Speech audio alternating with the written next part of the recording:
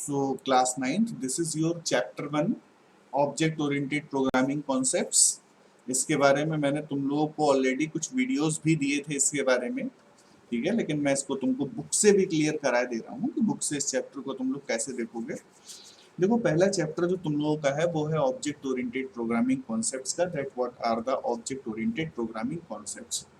Here is given the world around us is made up of objects such as people, vehicles, buildings, streets, mobiles, televisions and so forth। Means हमारे all around बहुत तरह की चीजें, जैसे buildings हैं, streets हैं, mobiles हैं, television हैं, बहुत सारी चीजें हैं। Each of these objects has the ability to perform certain actions. Means इनमें से हर ऑब्जेक्ट, चाहे वो बिल्डिंग हो, चाहे वो स्ट्रीट हो, कोई भी हो, सब में कुछ पर्टिकुलर, कुछ सर्टेन एक्शंस को परफॉर्म करने की एबिलिटी होती है। And each of these actions has some effect on their uh, effect on some of the other objects in the world। और ये ऑब्जेक्ट्स जो होते हैं इनका आपके ऑल अराउंड जो वर्ल्ड होता है उस पर कुछ ना कुछ इफेक्ट जरूर होता है। ऑब्जेक्ट ओरिएंटेड मीन्स कि जो भी ऑब्जेक्ट्स होते हैं वो अपने आसपास की जगह पर कुछ ना कुछ काम करते हैं, कुछ ना कुछ फंक्शन परफॉर्म करते हैं। Object oriented programming is a programming methodology that regards a program as similarly consisting of objects that can interact with each other by means of actions। means object oriented programming एक ऐसी methodology है जिसमें अलग अलग तरह के objects एक दूसरे के थ्रू एक दूसरे से इंटरेक्ट कर सकते हैं। मीन्स ऑब्जेक्ट्स आपस में एक दूसरे से इंटरेक्ट कर सकते हैं, बिल्कुल उसी तरह से जैसे हम लोग अलग अलग ऑब्जेक्ट्स होते हैं, बट हम लोग एक दूसरे से इंटरेक्ट कर सकते हैं। The initial step in solving many object-oriented problems is to identify the objects in the problem description। Means object oriented programming technique का यूज करके किसी भी चीज को सॉल्व करने से पहले आपको जानना यूज जरूरी है कि उसमें क्या-क्या ऑब्जेक्ट्स हैं। If you are given a recipe, for example, अब देखिए यहाँ पर एक एग्जाम्पल के थ्रू समझाया जा रहा है। For example, if you are given a recipe, the first thing you do is to identify the ingredients। Means सबसे पहले उसमें आपको इंग्रेडिएंट्स की, मीन्स उसमें क्या क्या चीजें हैं रेसिपी में, उनको आइडेंटिफाई करने की रिक्वायरमेंट होती है। सम में already be available in your pantry, कुछ आपके पेंट्री में ऑलरेडी अवेलेबल हो सकती हैं। For others you may have to go to shopping, और अदर्स को आपको बाहर से मार्केट से लाने की जरूरत भी हो सकती है। Object oriented programming solving follows much the same process. ये भी कुछ इसी तरह के प्रोसेस को सपोर्ट करती है। आगे देखिए article 1.1 what is an object, क्या ऑब्जेक्ट क्या होता है। तो देखो क्या गिवन है, when you look around you will see objects everywhere. तो आपको हर तरफ कई सारे ऑब्जेक्ट्स दिखाई देंगे। That is the chair you are sitting on, जिस पर आप बैठे हैं, the table, pen, book, fan, door etcetera, ये सारी चीजें ऑब्जेक्ट्स हैं। These objects can be divided into the following categories, और इन ऑब्जेक्ट्स को आप कुछ कैटेगरीज में डिवाइड कर सकते हैं। Number 1, tangible objects. So what are the tangible objects? Tangible objects, these are the objects which you can see and touch. इनको आप सी कर सकते हैं, मीन्स देख सकते हैं, टच कर सकते हैं, फॉर एग्जाम्पल चेयर वगैरह। कॉन्सेप्चुअल ऑब्जेक्ट्स मीन्स ऐसे ऑब्जेक्ट्स जिनके बारे में आप इमेजिन करते हैं, सोचते हैं, बट वो एक्चुअल में जो है उनको आप टच नहीं कर सकते। For example an email account और बैंक अकाउंट और फेसबुक अकाउंट, इनको आप देख सकते हैं, यूज कर सकते हैं, but you can not touch them.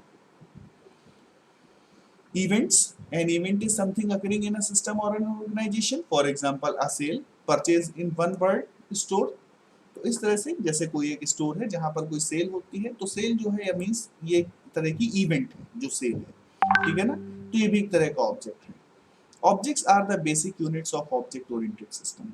Objects object oriented system का बेसिक होते हैं, मीन्स उसका बेस भी होते हैं, क्योंकि ऑब्जेक्ट्स के बिना ऑब्जेक्ट ओरिएंटेड प्रोग्रामिंग में कुछ भी परफॉर्म नहीं किया जा सकता। An object is an identifiable entity. बेटा entity means object, something like object, entity.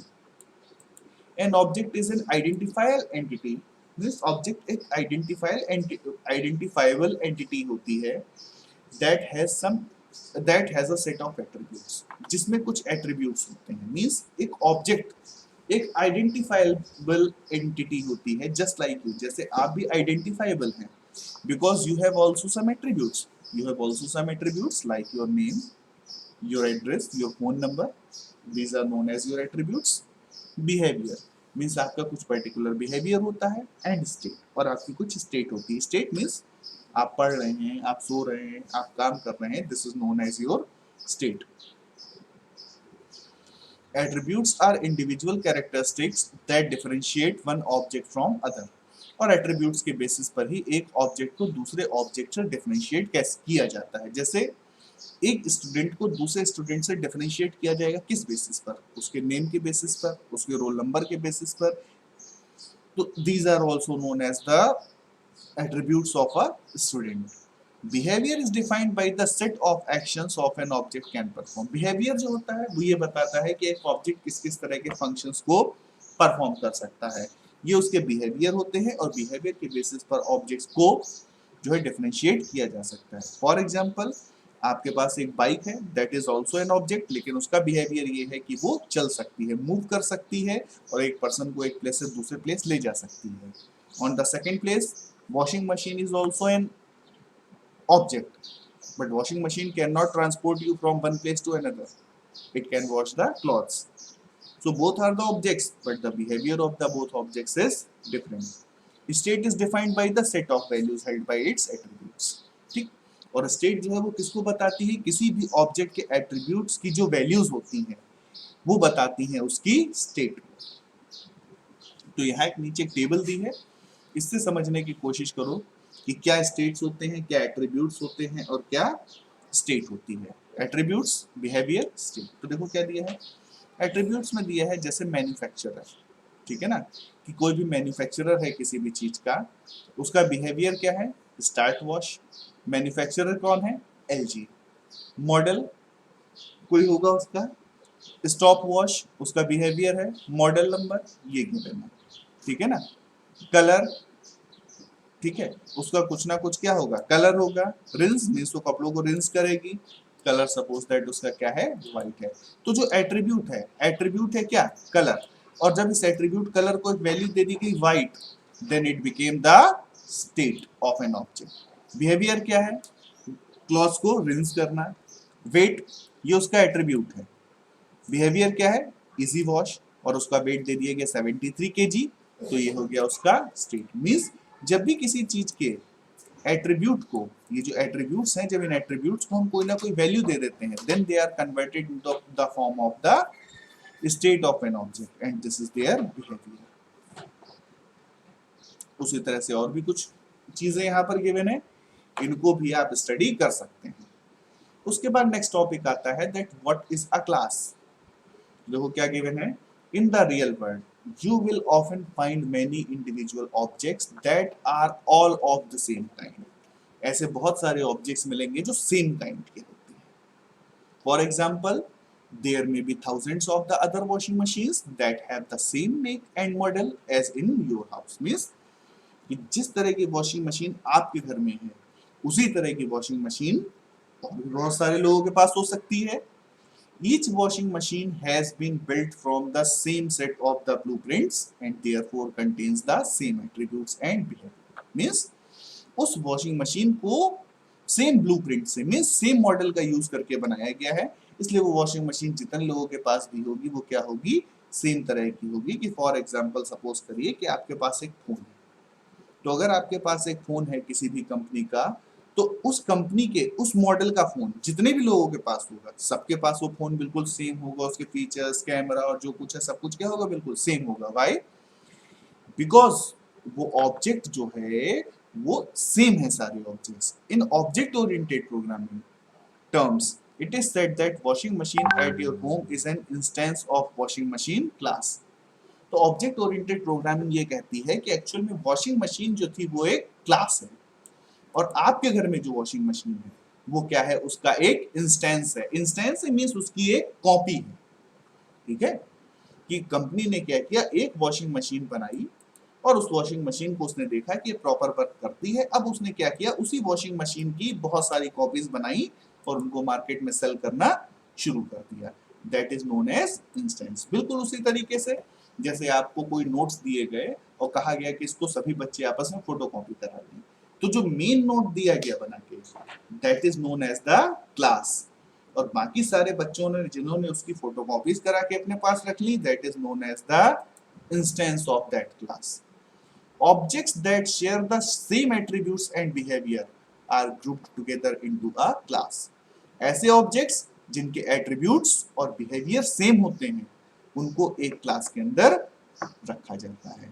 A class is a template or blueprint for multiple objects with the similar feature and may be regarded as a specification for creating similar objects. Means ये यहाँ से ये this can also be used as the definition of a class. कि class की definition है ये that a class is a template or blueprint for multiple objects. कि एक class कई सारे objects के लिए एक template या एक blueprint का काम करती है। template या blueprint means एक ready-made model का काम करती है जिसके basis पर और भी classes और भी objects बनाए जा सकते हैं, लेकिन वो सभी क्या होंगे, बिल्कुल अपनी class की तरह के होंगे। means जैसी एक क्लास होती है उसके सारे ऑब्जेक्ट्स जो होते हैं उनका एट्रीब्यूट्स और उनके बिहेवियर बिल्कुल सिमिलर अपनी क्लास की तरह होते हैं। Due to this reason class is also called an object factory. इसीलिए क्लास को ऑब्जेक्ट फैक्ट्री भी कहा जाता है। क्यों? क्योंकि एक क्लास के जितने भी ऑब्जेक्ट्स होंगे वो सारे के सारे ऑब्जेक्ट जो होंगे उनके एट्रीब्यूट्स और behaviour will be same as their class. So the class is also known as object factory because if there is no class, we cannot create the objects. So class is also known as object factory.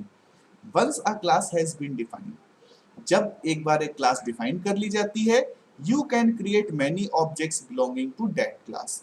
तो उस class से related उसके कई सारे objects बनाए जा सकते हैं. An object belonging to a particular class is known as instance of that class. किसी भी पर्टिकुलर क्लास का ऑब्जेक्ट जो होता है उसको उस क्लास का इंस्टेंस कहा जाता है। Therefore you can say that a mango is an instance of the fruit class. Means fruits अगर एक क्लास है तो मैंगो उसका एक इंस्टेंस है, पपाया उसका एक इंस्टेंस है, वाटरमेलन उसका एक इंस्टेंस है। The terms object and instance are often interchangeable. Means object और इंस्टेंस लगभग सेम मीनिंग होल्ड करते हैं, ठीक है, they are same words. Note that the class is a logical construct whereas the object has a physical reality. कि class जो होती है वो एक लॉजिकल कंस्ट्रक्ट होती है, मतलब क्लास जो है वो एक लॉजिक होता है, जबकि उसके ऑब्जेक्ट्स जो होते हैं वो उसकी फिजिकल रियलिटी होते हैं। Class is a specification of set of objects not the actual object. Class जो होती है वो ऑब्जेक्ट्स का एक स्पेसिफिकेशन होता है, not the actual object, but वो एक एक्चुअल ऑब्जेक्ट नहीं होता है। इसी तरह से इसमें कुछ और भी डिटेल्स दी हुई हैं जिनको आप लोग पढ़ना, अगर कुछ इसमें क्लियर ना हो तो आप लोग पूछ सकते हो। उसके बाद कल मैं आप लोगों को principles of object oriented programming पढ़ाऊंगा।